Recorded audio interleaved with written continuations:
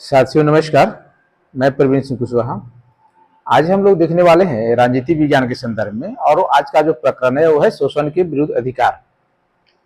और मैं आप लोग को एक और सूचना दे दूं।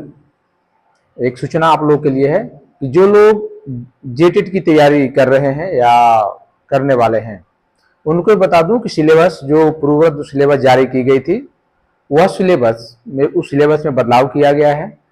और यह सिलेबस में बदलाव सीडीपी को लेकर के नहीं है।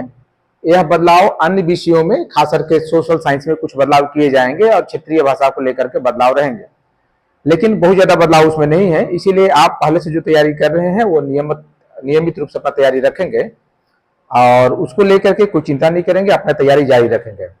थोड़ी मोड़ी बदलाव होंगे तो सोशल साइंस में होंगे और कुछ कुछ हो सकता है हो, लेकिन क्योंकि अभी तक जेटेट जो उससे पहले भी हुआ है उसमें सीटेट के आधार पर ही किया गया है, तो अभी जो सिलेबस तैयार हो रहे हैं उसमें भी बहुत ज्यादा बदलाव के आसार नहीं है।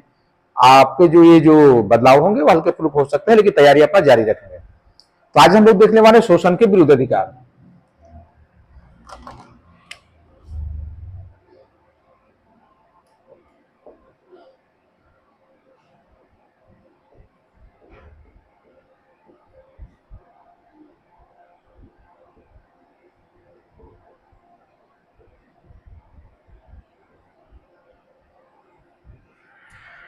जब हम लोग मूल अधिकार की बात करते हैं तो उसमें एक आता है शोषण के विरुद्ध अधिकार। तो हम लोग इसकी चर्चा आज करने वाले हैं, इसे आज देखने वाले हैं। तो समय को उपयोग करते हुए पहला इसका आता है मानव दुर्व्यवहार एवं बलात्श्रम का निषेध। पहला आता है मानव दुर्व्यवहार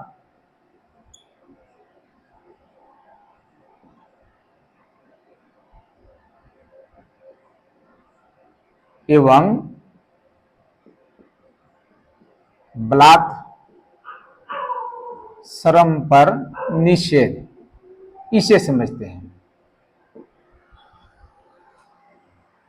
यह अनुच्छेद 23 में आता है। इसकी बात करें तो यह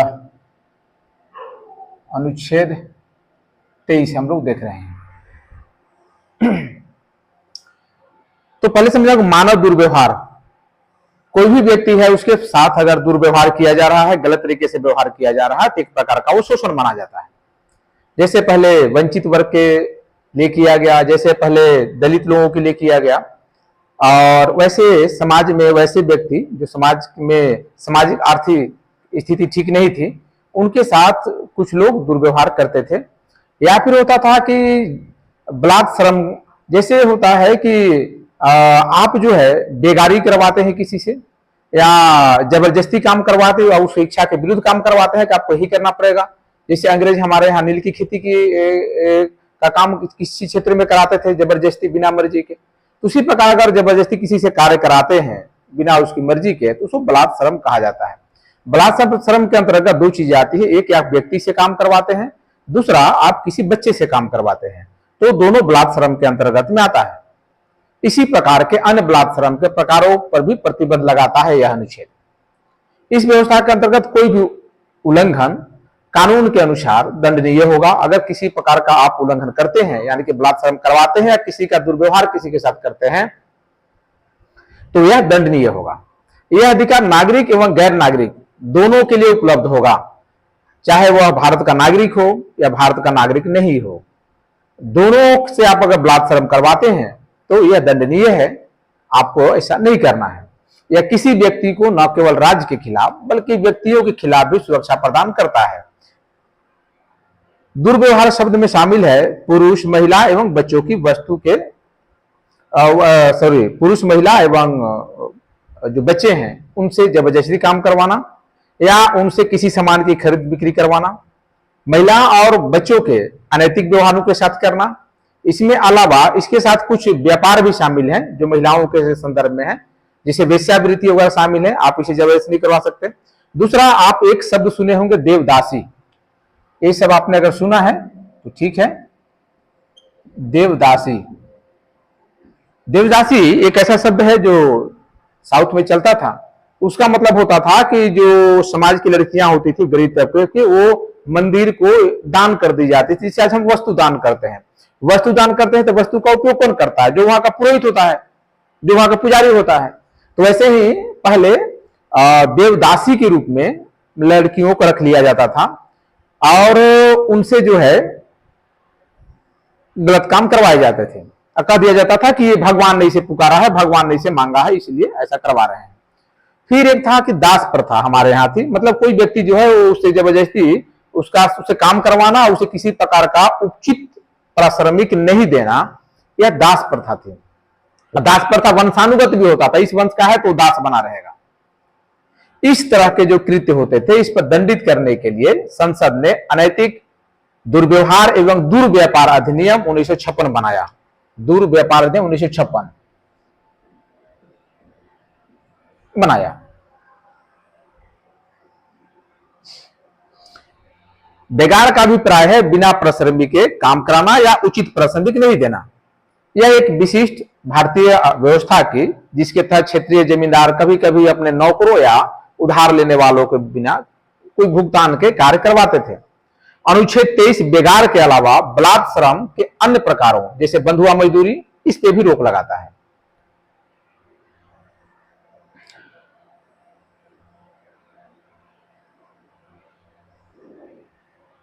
बलात् श्रम में केवल शारीरिक अथवा कानूनी बलात् स्थिति की शामिल नहीं है, बल्कि इसमें आर्थिक परिस्थितियों से भी उत्पन्न बाध्यता या न्यूनतम मजदूरी से कम पर उनसे काम करवाना, ये सब शामिल है।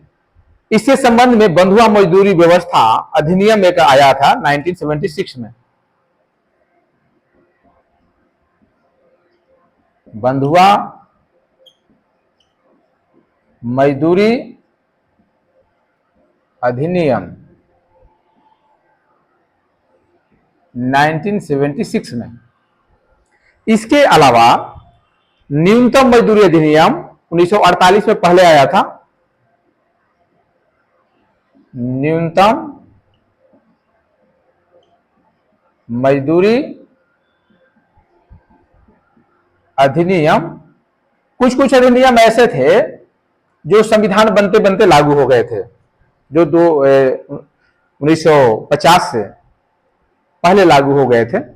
ठेका श्रमिक अधिनियम 1917,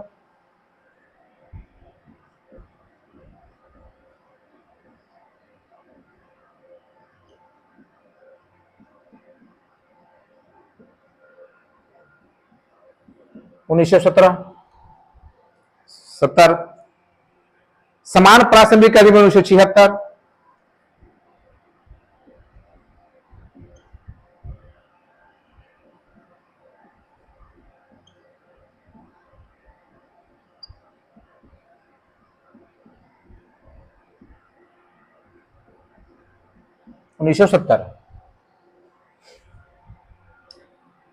सॉरी 76,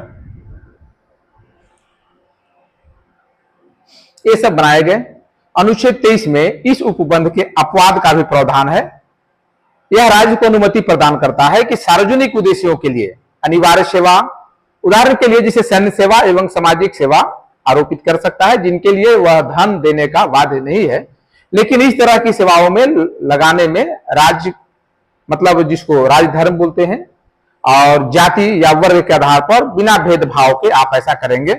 किसी भी प्रकार के राज्य अगर ऐसा लगाएगा तो जाति, धर्म और वर्ग के भेदभाव उसमें नहीं रहेगा, सामान्य व्यक्ति के लिए रहेगा।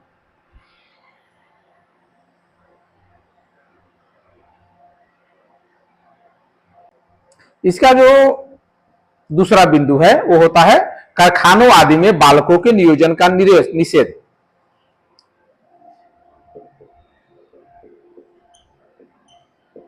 कारखानों आदि में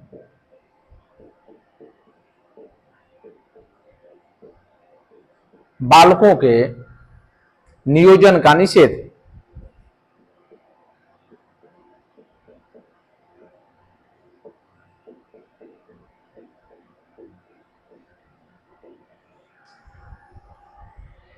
यह अनुच्छेद 24 में इसका जिक्र किया गया है।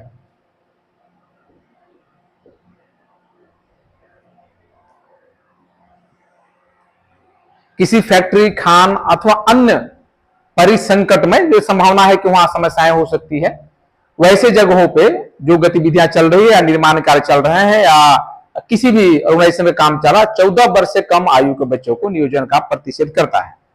लेकिन यह प्रतिषेध किसी नुकसान न पहुंचाने वाले अथवा निर्दोष कार्यों में नियोजन का प्रतिषेध नहीं करता है। जैसे अगर बच्चे, जैसे आप देखते होंगे सोशल मीडिया में कि एक्टिंग में बच्चे हैं, बच्चे कुछ और वैसे खतरा जिसमें नहीं है वैसे काम कर रहे हैं, तो उसको निषेध नहीं करता है, प्रतिषेध नहीं करता है, बल्कि वैसे करता है जो जैसे फैक्ट्री, खान और कुछ समस्याएं वाली जगह है जहां पे कुछ आपातकालीन हो सकती हैं, तो उसके लिए है। बाल श्रम जो प्रतिषेध या नियमन अधिनियम 1986 में बनाया गया था।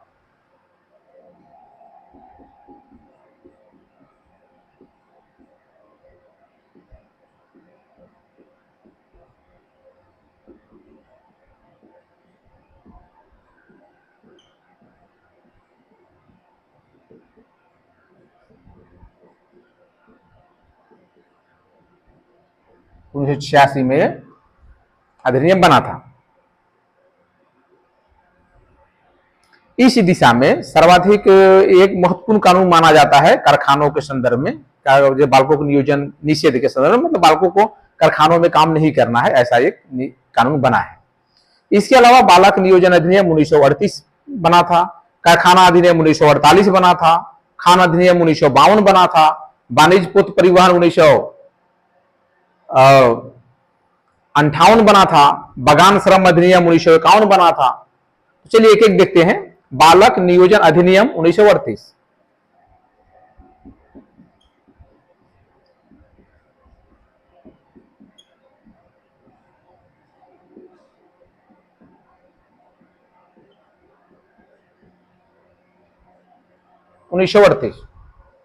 कारखाना अधिनियम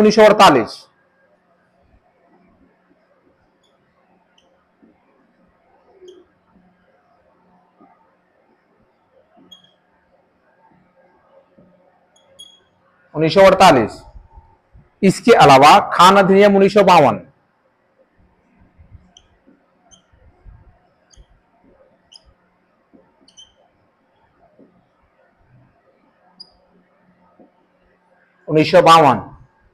इसके अलावा वाणिज्य पोत परिवहन अधिनियम 1958,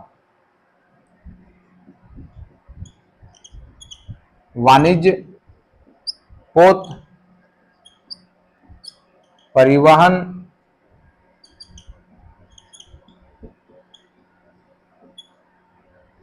अधिनियम 1958। इसके अलावा बगान श्रम अधिनियम 1951,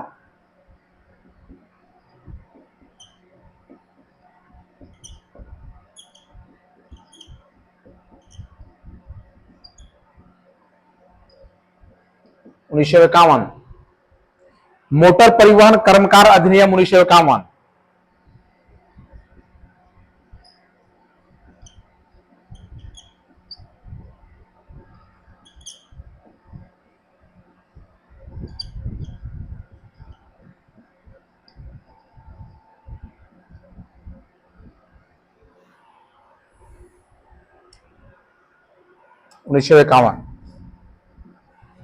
इसके अलावा प्रशिक्षु अधिनियम 1961,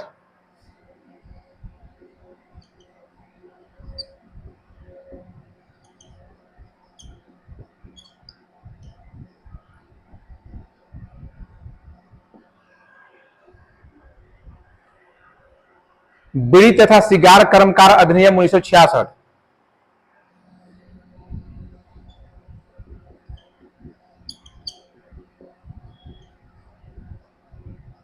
बीड़ी तथा सिगार जो बीड़ी पीते हैं पत्ता वाला, और सिगार जो लंबा ट्यूब टाइप का होता है उसको पीते हैं, उसमें काम करने वाले कर्मकार अधिनियम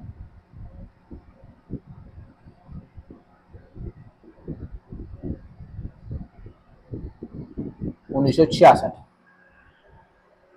ये सब शामिल हैं। इस प्रकार के अन्य अधिनियम निश्चित आयु से कम के बालकों को नियोजन का प्रतिषेध करते हैं। इसमें आप एक निश्चित आयु जो बताई गई है उससे कम के बालक इसमें काम नहीं कर सकते। 1996 में उच्चतम न्यायालय ने बाल श्रम पुनर्वास कल्याण कोष की स्थापना की थी।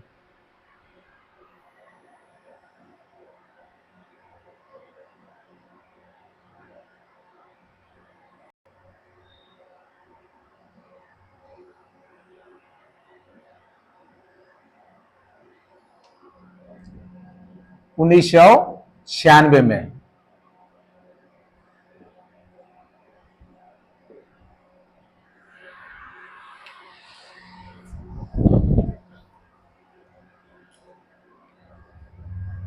उच्चतम न्यायालय ने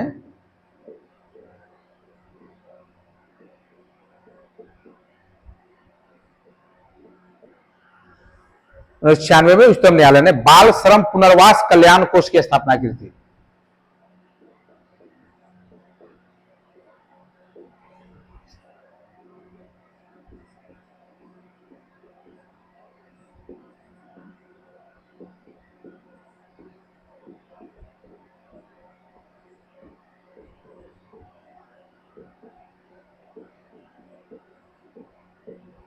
क्या है ये?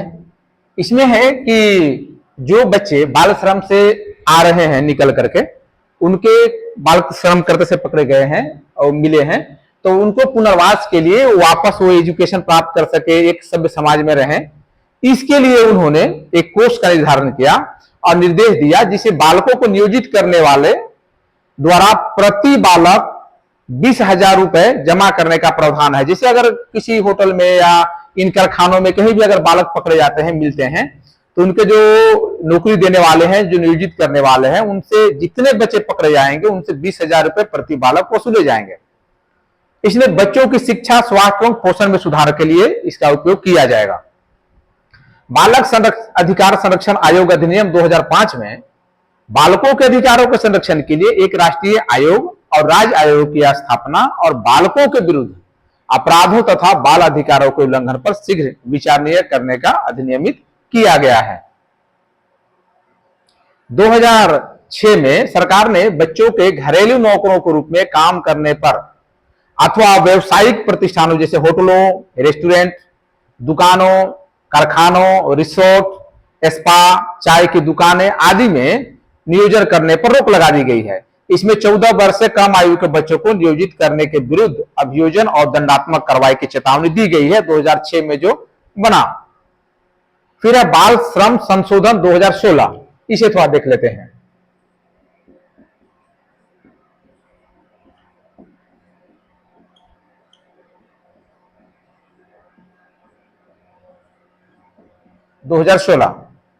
इसे बाल श्रम जो अधिनियम बना था उसे संशोधित किया गया 2016 में। इसमें क्या किया गया कि जैसे बाल श्रम जो अधिनियम बना था, कब बना था? 1986 में। इसे संशोधित किया गया 2016 में। इसलिए मूल अधिनियम का नाम बदलकर बाल एवं किशोर श्रम अधिनियम 1986 कर दिया गया है। संशोधन अधिनियम 14 वर्ष से कम आयु के बच्चों को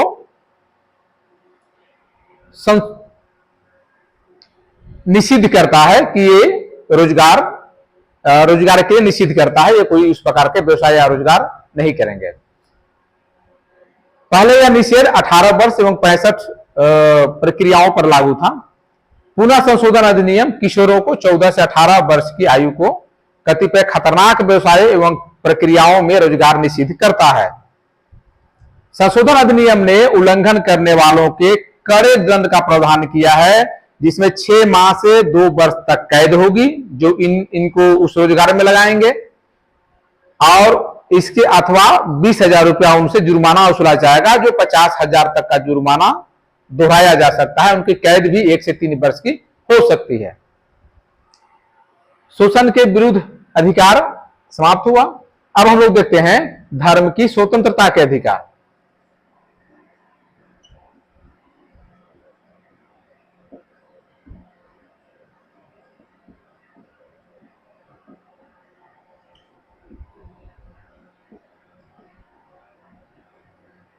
धर्म की स्वतंत्रता का अधिकार